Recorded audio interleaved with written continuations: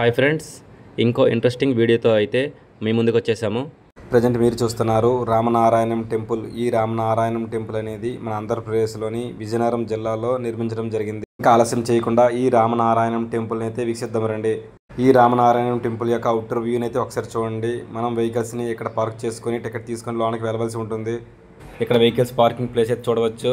నేను first time చూసినప్పుడు ఎందుకు ఇక్కడ ఇంత పార్కింగ్ ప్లేస్ ఇచ్చారనుకున్నాను, కానీ టెంపుల్లోకి వెళ్ళి రిటర్న్ వచ్చాక అర్థమైంది ఎంత క్రౌడ్ ఉందో. వెహికల్స్తో గ్రౌండ్ మొత్తం నిండిపోయిందంటే నమ్మండి.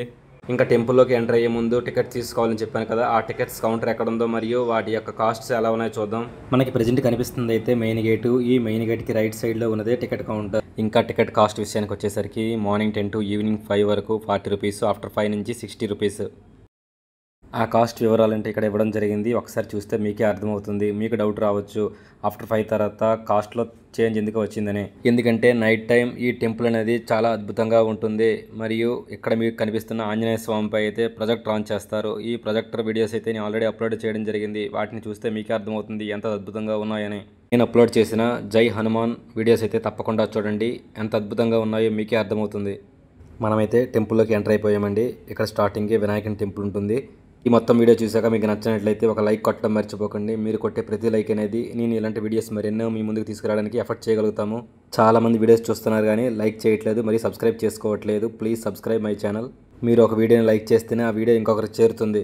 ఈ టెంపుల్ని విజిట్ చేయడానికి ఫారినర్స్ వస్తున్నారంటే మీరు నమ్ముతారా? ఇక్కడ చూడండి, నేను ఆల్రెడీ ఫారినర్స్తో సెల్ఫీ దిగడం జరిగింది. ఈ టెంపుల్ నిర్మాణం అనేది చాలా అద్భుతంగా నిర్మించారండి. ఎందుకంటే ఈ టెంపుల్ మొత్తాన్ని ఒక విల్లు ఆకారంలో నిర్మించారంటే మీరు నమ్ముతారా? చూడంండి, సేమ్ ఇదే విధంగా ఉంటుంది. ఈ స్టెప్స్ ఎక్కి పైకి వెళ్ళాలి. లోనికి వెళ్ళాక రామాయణ మొత్తాన్ని 72 చిత్రపటాలతో మన కళ్ళకు కట్టినట్టు చూపిస్తారు.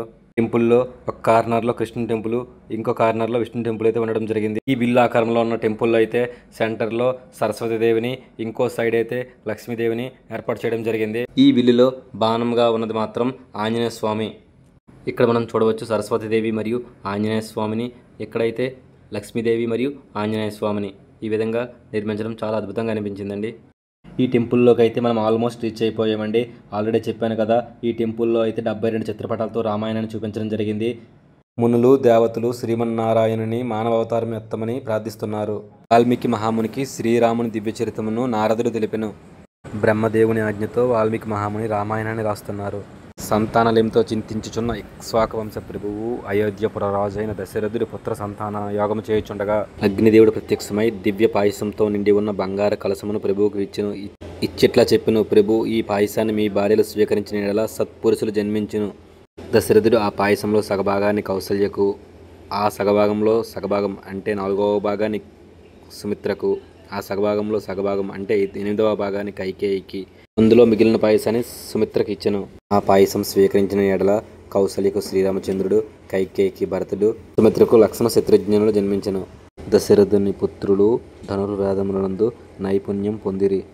దశరథ మహారాజు వద్దకు విశ్వామిత్రుడు వచ్చి లోక రక్షణార్థనకై యజ్ఞం చేయుచున్నాను, ఆ యజ్ఞాన్ని రాక్షసులు భంగం కలిగిస్తున్నారు అని వేడుకొనగా రామలక్ష్మణులను తన వెంట పంపించెను. అరణ్యంలో నడిచి అలసిన రామలక్ష్మణులు సంధ్య సమయం అవుతున్నా లేవకపోవడంతో విశ్వామిత్రుడు, ఓ రామ, సంధ్యావందనం సమయం అవుతున్నది, లెమ్ము అని చెప్పి లేపెను.